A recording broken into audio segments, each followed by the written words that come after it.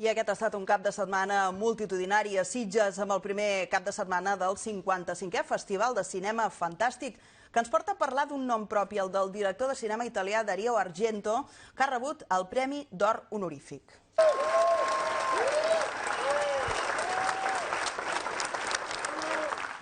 Aquest era el moment en què el cineasta entrava a l'auditori del Melià ovacionat pel públic per rebre aquest guardó del festival.